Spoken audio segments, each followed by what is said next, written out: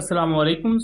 Welcome to conflict card. दोस्तों, बहुत ही ज़्यादा अहम और एक शॉकिंग अपडेट और डेवलपमेंट को लेकर बात करने वाले हैं। दोस्तों, इससे पहले हमने एक वीडियो बनाई थी जिसमें हमने बताया था कि फिलीपींस को इंडिया ने जो ब्रह्मोस मिसाइल एक्सपोर्ट किए हैं उनके साथ एक हादसा पेश आया है। और इस हादसे में जो एक्सप्लोजन हुआ इस ब्रह्मोस मिसाइल के साथ, उसमें क्या होता है कि 7 फिलीपींस की नेवल पर्सनल अपनी जान गंवा देते हैं। अब ये पूरे का पूरा इंसिडेंट इतना ज्यादा शॉकिंग था कि पूरे सोशल मीडिया पर इसको लेकर बहस शुरू हो जाती है।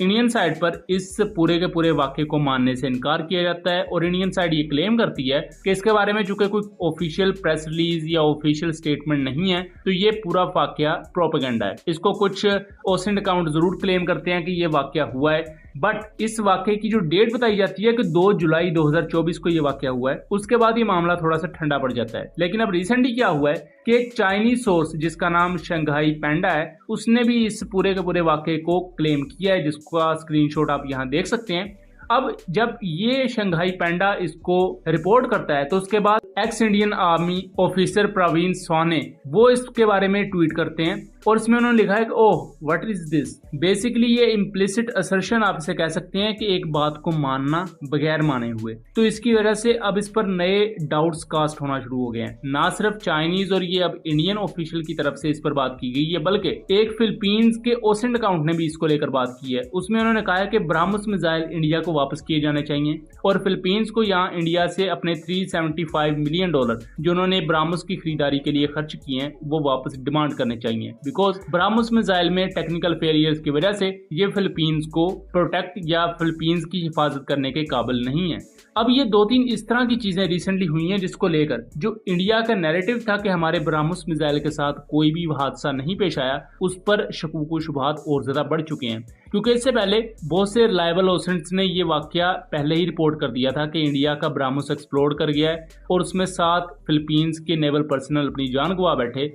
और इंडिया ये कह रहा था कि उनके किसी ऑफिशियल ने चूंकि इस पर कोई बात नहीं की, इसलिए चूंकि इंडियन सोर्सेज पर बात नहीं कर रहे तो ये फेक है। अब इंडिया के एक्स इंडियन आर्मी ऑफिशियल और मौजूदा जर्नलिस्ट, इनकी बहुत सी बुक्स हैं जिसमें इन्होंने इंडियन आर्मी की डॉक्ट्राइन, चाइना और पाकिस्तान के साथ जो इंडिया का कन्फ्रंटेशन का पूरा मामला है उसको लेकर बुक्स वगैरह लिखी हुई हैं। मुख्तलिफ पॉडकास्ट और इस तरह के जर्नलिज्म से रिलेटेड बहुत से पहलुओं पर ये अपना तज्जिया देते रहते हैं। प्रवीण स्वाने ने इसको एक इम्प्लिसिट असर्शन के तौर पर इस पर क्वेश्चंस उठाए हैं कि अगर ये वाकया सच है तो ये बहुत ज्यादा एक शेमफुल चीज है इंडिया के लिए, क्योंकि इंडिया इस चीज को छुपा रहा है। चाइनीज सोर्सेज जिन्होंने इसकी बात की है वो मैं आपको पहले दिखा चुका हूं। फिलीपींस के ओसेंट भी अब इसको लेकर बात कर रहे हैं और यहाँ वो कह रहे हैं कि फिलीपींस को पैसे वापस अपने लेने चाहिए इंडिया से। और दोस्तों, ये ब्रह्मोस मिसाइल इंडिया का सुपरसोनिक क्रूज मिसाइल है जिसको लेकर इंडिया ये क्लेम करता है कि इससे बेहतर मिसाइल पूरे के पूरे बर्रे-ए-सगीर में नहीं है। और शायद एक हद तक उनकी बात ठीक भी हो, क्योंकि इंडिया ऐसे क्लेम करता है और इंडियन दोस्त इस चीज को एंडोर्स भी करते हैं। बहरहाल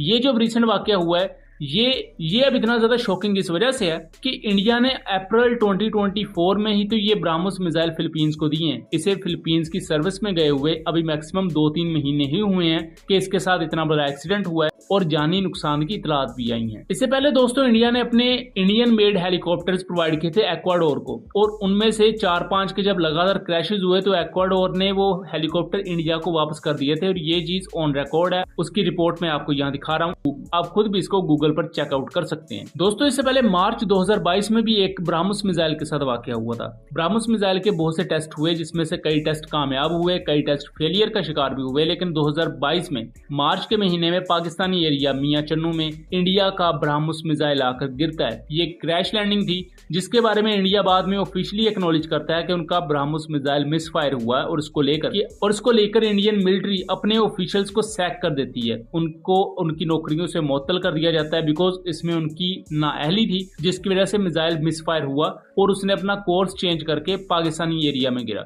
इसको लेकर बहुत से इंडियन दोस्त इस पर खुश होते हैं और इस चीज को एक बहादुरी के तौर पर दिखाते हैं कि इंडियन मिसाइल पाकिस्तानी हदूद में आके गिरा। लेकिन इंटरनेशनल लेवल पर ये इंडिया के लिए शर्मिंदगी का बायस रहता है, क्योंकि अब जिस तरह ये रिसेंट वाकया हुआ है फिलीपींस में, इसको लेकर अब फिलीपीन के अंदर भी आवाजें उठ रही हैं। चाइनीज सोर्सेज इसको कवर कर रहे हैं, इंडियन जर्नलिस्ट अब इस पर बात कर रहे हैं। इसी तरह जो पाकिस्तान में वाकया हुआ था, इंटरनेशनल कम्युनिटी ने तब भी इंडिया की बहुत ज्यादा मजम्मत की थी और खास तौर पर इस कॉन्टेक्स्ट में मजम्मत की थी कि जो मिसाइल टेक्नोलॉजी है मिसाइल्स की प्रोलिफरेशन को लेकर और उसके साथ साथ जो मिसाइल टेक्नोलॉजी को लेकर प्रोटेक्टिव मेजर्स लिए जाते हैं उसका इंडिया ने ख्याल नहीं किया, जिसकी वजह से ये पूरा वाकया हुआ।